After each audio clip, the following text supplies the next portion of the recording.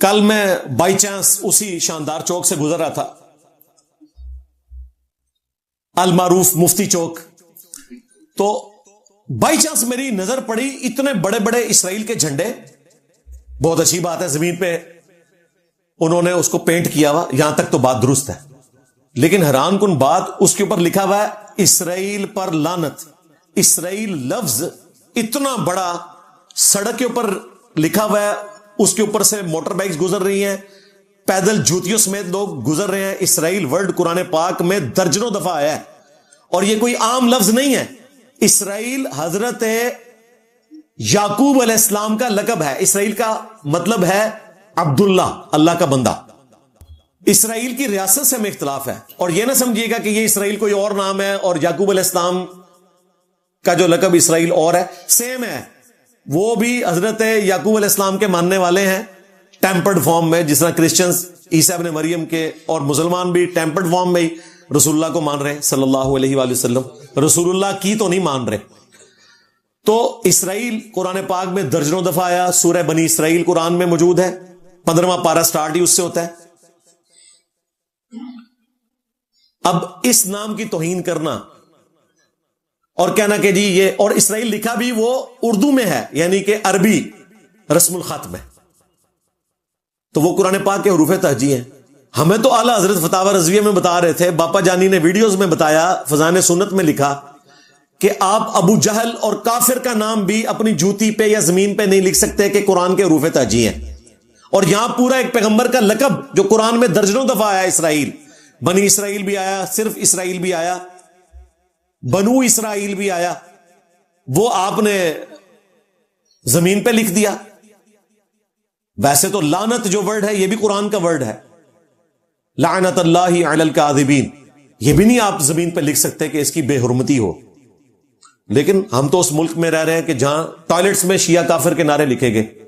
شیعہ بھی قرآن کا لفظ ہے، وَإِنَّ مِن شِيعَتِهِ لَإِبْرَاهِيمَ، اور بے شک نوح کے شیعہ میں ابراہیم بھی تھے. یعنی اس سے مراد وہ گروہ، یعنی ان کے گروہ سے تعلق رکھنے والے تھے. یعنی تمام انبیاء ایک ہی کمیونٹی سے تعلق رکھتے ہیں. یہاں تو لوگ ٹوائلٹ میں شیعہ کافر لکھتے رہے. ابھی کوئی نیا مارکیٹ میں کوئی اعتراض آیا، مجھے کسی نے بتایا، کوئی مولوی نے کلپ بنایا کہ جی وہ انجینئر صاحب تو کہتے ہیں ٹوائلٹ میں جا کے بھی آپ دعا پڑھ سکتے ہیں سیٹ پہ بیٹھنے سے پہلے. تو اگر ٹوائلٹ کے دروازے پہ کوئی شیعہ کافر لکھ لے تو آپ کی ڈاکٹرن میں تو کوئی مسئلہ نہیں ہے. پہلی بات، آپ کی ڈاکٹرن میں تو یہ توہین ہے نا، مانتے ہیں ہزاروں ٹوائلٹس میں دیوبندیوں کے لکھا گیا. دوسری بات، یہ جو شیعہ کافر لکھا جاتا ہے نا، وہ ٹوائلٹ کی سیٹ پہ بیٹھنے سے پہلے نہیں لکھا جاتا، سیٹ پہ بیٹھ کے سامنے والی دیوار پہ لکھ رہے ہوتے ہیں. لو سامو، کپڑے بھی اتارے ہوتے تھے تمہارے علماء کرام نے جب وہ لکھتے تھے.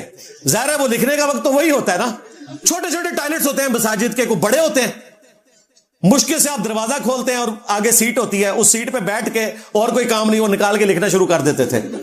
تو میری ڈاکٹرن میں بھی اور آپ کی ڈاکٹرن میں بھی وہ سیٹ پہ بیٹھ کے لکھ رہے ہوتے تھے. اب اس کی میم بنے گی نا مولوی کی، پھر وہ کہیں گے یار ہماری میمز بنتی ہیں. اللہ تو بندے، میں تمہیں دسیا ہے کہ تواڈے مولویاں دی، تواڈے وڈیاں دی، بلکہ بنو امیہ دی عقل جتے ختم ہوتی ہے نا، بلکہ بنو امیہ کی چلاکیاں جہاں ختم ہوتی ہیں وہاں سے ہماری عقل سٹارٹ ہوتی ہے. میرے نبی سا ہے ہی کوئی نہیں، تیرے بابے تھے شاہی کوئی نہیں. مزہ ہے. ہاں، تو شیعہ کافر لکھنا یہ کون سی اسلام کی خدمت ہو رہی ہے؟ آج تک لکھا ہوا ہے. یہ تو اب تھوڑا اسٹیبلشمنٹ کا ڈنڈا ان کے اوپر آیا تو تھوڑا انہوں نے حیا کرنی شروع کیا ہے. پرانے مسجدوں میں ابھی تک اس طریقے سے چل رہا ہے. ہاں کوئی پینٹ ہو جائے تو وہ مٹ جائے، لادہ بات ہے، ادروائز انہوں نے کوئی کسر چھوڑی نہیں ہوئی تھی. پچھلے دنوں ایک ویڈیو اپلوڈ ہوئی ہوئی تھی، 1 بلین ویوز آ گئے اس ویڈیو کے اوپر. وہ ایک ڈاکومنٹری تھی چھوٹی سی، جس میں بتایا گیا کہ اگر اسرائیل اور پاکستان کی جنگ ہو جائے تو کون جیتے گا. لوگ خوش ہو رہے ہیں اس ویڈیو کو دیکھ کے، کیونکہ ہمارے لوگوں کی سمجھدانی تو چھوٹی سی ہے نا. ان کو پتہ ہی نہیں ہے کہ پاکستان اور اسرائیل کی اگر جنگ ہوئی تو وہ پاکستان اور اسرائیل کی جنگ نہیں ہوگی، درجنوں ملکوں کے ساتھ اکیلے پاکستان کی جنگ ہو رہی ہوگی. اور وہ ان حالات و واقعات میں پاکستان جیتنے کا سوچ بھی نہیں سکتا اور نہ ایسی کوئی بیوقوفی کرنی چاہیے. میں پچھلی دفعہ تفصیلاً اس پہ بول چکا ہوں. آج میں چند ایک اسپیکٹس جو اس میں انہوں نے ڈسکس کیے میں اسے ریبٹل کروں گا. ان بے وقوفوں کو یہ پتہ ہی نہیں ہے کہ اسرائیل کے ساتھ جنگ کرنے کے لیے پاکستان کی فوج وہاں بھیجنے کی ضرورت نہیں ہے. ارد گرد کے جو عرب ممالک ہیں وہ بھی مل کے اگر اسرائیل کے خلاف صحیح طریقے سے منظم جنگ کریں, اس طرح نہیں جس طرح 67 میں کی اور یہ برے طریقے سے ہار گئے, صحیح طریقے سے, تو وہ شکست دے سکتے ہیں. لیکن پریکٹیکلی ایسا نہیں ہے. اسرائیل اکیلا نہیں ہے. اسرائیل تو کچھ بھی نہیں ہے, اس کی تو کتے کی بھی اوقات نہیں ہے. اس کے پیچھے جو اس کا ابا ہے نا, امریکہ اور یو کے, جنہوں نے ان کو زبردستی وہاں پہ آباد کیا ہوا ہے, وہ کھڑے ہیں. اور یو کے اور امریکہ جس کے پیچھے کھڑے ہیں تو وہ دونوں نہیں کھڑے. نیٹو کے 32 ملک ہیں جن میں 2 اسلامک کنٹریز بھی ہیں. نمبر 1 ترکی, جی وہی ترکی, طیب اردگان والا ترکی, ہاں جی, مسلمان امت کا لیڈر. اور دوسرا البانیہ. اگر اسرائیل کے ساتھ جنگ ہو کسی ملک کی تو ترکی اسرائیل کا ساتھ دے گا, کیونکہ وہ اس ٹریٹی کے پابند ہیں نیٹو کے. آج بھی نیٹو میں سب سے زیادہ فوج ترکی کی ہے. وہاں پھر اسلام پیچھے رہ جائے گا کیونکہ اس معاہدے کی انہوں نے پاسداری کرنی ہے. اب مجھے بتائیں, یہ بیوقوف جو آپ کو پٹیاں پڑھاتے ہیں کہ جی پاکستان فوج بھیج دے, اچھا پھر کہتے ہیں جی ایٹم بم پھینک دے. اچھا ایٹم بم آپ بھی پھینکیں گے؟ وہ نہیں پھینکیں گے, وہ بھی پھینکیں گے. امریکہ کے بحری بیڑے دنیا کے سارے سمندروں میں کھڑے ہوئے, چند گھنٹوں کے وقفے سے وہ اپنے آپ کو ایکٹیویٹ کر سکتے ہیں. آپ کو اندازہ ہی نہیں ہے. یہ کہانیاں کروانا چھوڑیں اور اس طریقے سے لوگوں کو بھڑکانا. اور پھر لوگ دیکھتے ہیں اب فوج بھی ہماری مجبور ہے, وہ ISPR کے ذریعے ملی ترانے تو ریلیز کرتی ہے لیکن یہ بریفنگ نہیں دے سکتی اور نہ دینی چاہیے اس کو, کیونکہ فوج اگر اس طرح کی بریفنگ دے گی تو ہمارا مورائل تو ویسے ہی ڈاؤن ہو جائے گا. یہ ہمارے جیسے وائزین کا کام ہے جنہیں اس حقیقت کا پتہ ہے کہ وہ لوگوں کو صحیح پکچر بتائیں. میں پچھلی دفعہ آپ کو تفصیلاً بتا چکا ہوں. اس طریقے سے ملکوں میں جنگیں نہیں ہوتی ہیں اور نہ اس کے اوپر کوئی فوج کو لان تان کیا جا سکتا ہے کہ فوج لڑنے کے لیے وہاں کیوں نہیں جا رہی ہے. آپ کو اندازہ ہی نہیں ہے. اس قسم کی کہانیوں سے باہر نکلیں. ہاں, OIC کے فورم پہ, UNO کے فورم کے اوپر وہ آواز اٹھانی چاہیے بیسک ہیومن رائٹس کے لیے, یہ ضروری ہے. باقی میں نے مواخات کی بات کی جو نبی صلی اللہ علیہ وآلہ وسلم نے ایک مہاجر اور ایک انصار کو بھائی بنایا, بلکہ سورۃ النساء میں آیا تھا کہ اللہ کی زمین وسیع ہے, ہجرت کر جاؤ, تاکہ قیامت والے دن کوئی ایکسکیوز نہ پیش کر سکو اللہ تعالیٰ کو اس حوالے سے. اللہ تعالیٰ پکڑ لے گا کہ زمین تو وسیع تھی, تم کیوں نہیں گئے اپنی جان بچانے کے لیے, ایمان بچانے کے لیے. وہ والی ہجرت تو فرض تھی مکے کے لوگوں پر. اس وقت اگر کوئی ہجرت نہ کرتا تو وہ کافر ہو جاتا, کیونکہ مین پاور مدینے میں جمع کرنی تھی. وہ ہجرت وحی کی تائید کے ساتھ تھی. اس کے بعد بھی ایک پریسیڈنٹ سیٹ ہو گیا کہ اگر کسی علاقے میں مسلمان اسلام کے مطابق زندگی نہیں گزار پا رہے, سختی ہے, تو ہجرت کر جائیں وہاں سے. اور اس میں میں نے کہا تھا کہ آلموسٹ 50 لاکھ کے قریب فلسطینی ہیں, آج رجسٹرڈ ملا لیں تو تقریباً 80 لاکھ کے قریب ہے. مشکل سے 1.25 لاکھ کے قریب ایک مسلمان ملک کے حصے میں آئیں گے. 57 اسلامک کنٹریز ان کو آباد کر سکتے ہیں. تو یہ کہتے ہیں جی انجینئر صاحب کہہ رہے ہیں وہ اپنا ملک چھوڑ کے چلے جائیں. اچھا آپ کیا چاہتے ہیں وہ اپنے ملک میں رہیں اور مرتے رہیں؟ ابھی پرسوں پھر انہوں نے اوپر سے بم پھینکے ہیں, 40 فلسطینی شہید ہو گئے ہیں, انہی کھنڈرات کے اوپر بھی بم پھینک رہے ہیں. فلسطینی تو خود اپنے مکان چھوڑ کے رفح بارڈر پہ کس لیے آئے ہوئے ہیں؟ جان بچانے کے لیے نا. آپ ان کو کہہ رہے ہیں کہ مرو جا کے واپس, اور بھائی وہ خود یہ ڈیسیژن کر رہے ہیں کہ ہم بارڈر پہ آ کے رہیں گے تاکہ ہمارے اوپر بمباری نہ ہو. آپ کہہ رہے ہیں نہیں واپس جاؤ. یہ ان کو سرزمین سے نکالنا چاہتا ہے. اچھا آپ باندھ کے مروانا چاہتے ہیں. جب تم غلط رنگ دے رہے ہو میری گفتگو کو, تو میں بھی تمہاری گفتگو کو غلط رنگ دے سکتا ہوں کہ تم باندھ کے مروانا چاہتے ہو.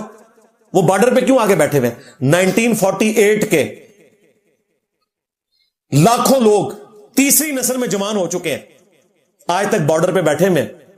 1967 کی جنگ کے بعد کے لوگ बॉर्डर पे बैठे हुए हैं, उर्दन में, मिस्र के बॉर्डर के ऊपर आप देखें, सीरिया के बॉर्डर के ऊपर पनाहगजीन कैंप्स हैं, 3-3 नस्लें उनकी जवानों आज भी कैंपों में रह रहे हैं यार, 80 साल से, इस उम्मीद पे कि कभी हम वापस जाएंगे। ये लोग भी अब आए हैं। तो मैंने कहा था कि एज ए लास्ट रिजॉर्ट इस वक्त इनकी जान बचाना जरूरी है, इनको आप अकोमोडेट करें, क्योंकि इसराइल बदमाशी कर रहा है। ये कहते हैं इंजीनियर साहब कह रहे हैं वो अपना मुल्क छोड़ दें। अच्छा, आप ये चाह रहे हैं कि वो मुल्क में जाएं और मरे? नहीं, हम नहीं चाह रहे। तो फिर मैं ही सही बात कर रहा हूं, बॉर्डर पे खुद आए हुए, कैंप्स में खुद आके बैठे हुए। मिस्र उनके लिए बॉर्डर खोलने के लिए तैयार नहीं है, इस्लामिक कंट्री होने के बावजूद। तो खाम खा बातों को गलत रंग ना दिया करें। मैंने मुआखात की जो बात की वो बिल्कुल दुरुस्त है। अभी रात को हमारे एक स्टूडेंट ने मुझे ईमेल पे शेख अलबानी की आवाज में फतवा भेजा। शेख अलबानी 1999 में फौत हुए हैं, 26 साल पहले। मुफ्ती आजम सऊदी अरब कहा करते थे कि सबसे बड़े वो मुहद्दिस हैं प्लेनेट अर्थ पे, शेख अलबानी। उनका रिटर्न में फतवा मौजूद है। उस जमाने में उनसे पूछा गया, क्योंकि फलस्तीन तो मुसलसल जेर ताब है इसराइल के, तो उन्होंने कहा कि सुन्नत के मुताबिक फलस्तीनियों को हिजरत कर जानी चाहिए दूसरे इस्लामिक कंट्रीज में। शेख अलबानी का फतवा है।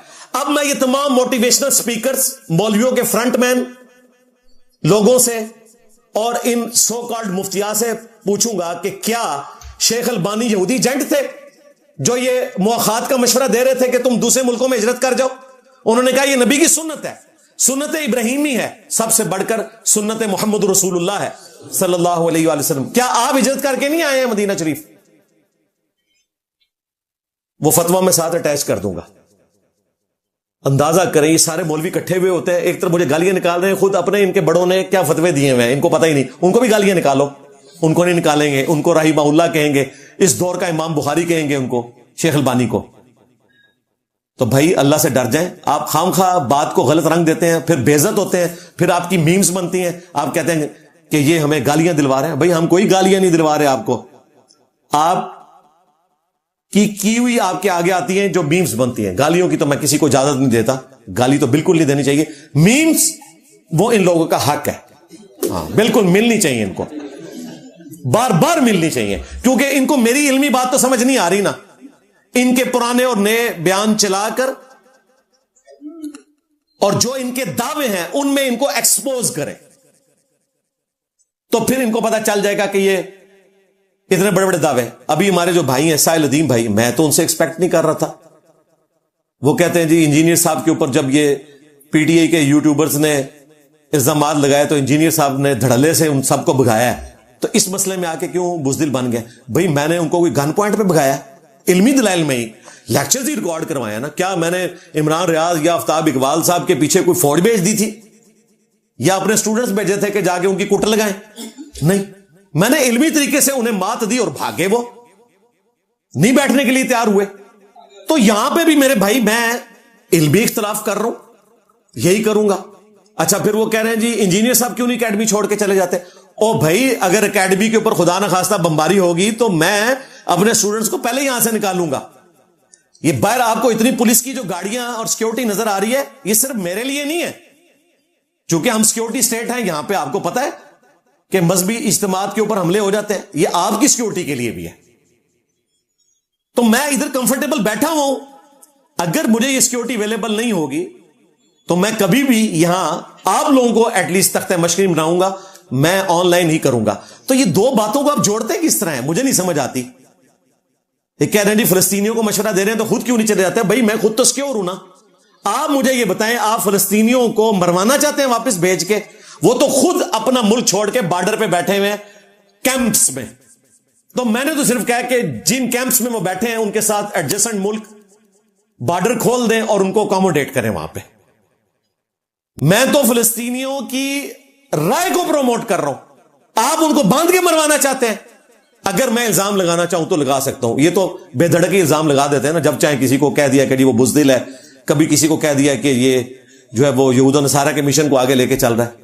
तो ये हरकतें मैं भी कर सकता हूं। अल्लाह से डर जाए और जो बात जिस तरह है, जितनी की है, उसी के ऊपर बात करें। एंड पे मैं ऐलान करूंगा एक अपने उलमाए किराम के लिए کہ آرمی چیف کا بھی بیان آ گیا, پارلیمنٹ نے بھی جو کرنا تھا قرارداد کی شکل میں کر دیا. اب ہمارے علماء کرام ہمیں بتائیں کہ آگے کیا کرنا ہے. ہاں, کیونکہ میں نے کہا تھا 1 مہینے کا ٹائم ہے, شکر ہے 1 مہینہ نہیں 1 ہفتے کے اندر ہی جواب آ گیا, کیونکہ انہوں نے تو اگلا لائے عمل ہمیں بتانا ہے نا. اور اگر یہ نہیں بتاتے اور سب سے پہلے اس کے اوپر خود عمل نہیں کرتے, اٹ مینز کہ آپ کو کہانیاں کروا رہے ہیں. یہ اب مجرمانہ خاموشی نہیں چاہیے. پریکٹیکلی جو ہم سے کہتے تھے نا انجینئر صاحب پریکٹیکلی کچھ کریں, تو ان سارے مولویوں کو, ان کے فرنٹ مین جتنے ہیں, جتنے موٹیویشنل سپیکر ہیں, جتنے خلافت کے نام نہاد ولاگرز ہیں, یہ سارے آپ بتائیں کہ آگے کرنا کیا ہے.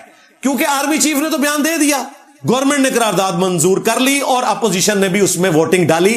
پاکستان کی تمام پولیٹیکل جماعتوں نے بتا دیا کہ انہوں نے یہی کچھ کرنا تھا جو انجینئر صاحب کہہ رہے ہیں. یہ نہ سمجھے گا کہ میرے کہنے پہ انہوں نے کیا ہے, یعنی جو میں فورس ہی کر رہا تھا اور جو اس ورلڈ کی گراؤنڈ ریالٹیز ہیں جو میں پچھلی دفعہ 2 گھنٹے میں بیان کر چکا. اب مولوی بتائیں آگے کیا کرنا ہے.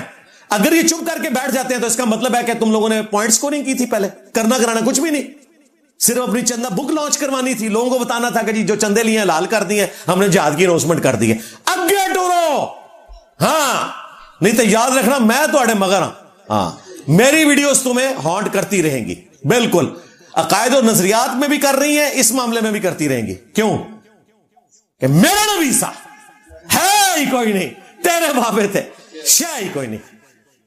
صلو علی محمد وآل محمد, اللہم صلی علی محمد وعلی آل محمد واصحاب محمد وازواج محمد وامت محمد اجمعین الی یوم الدین, آمین.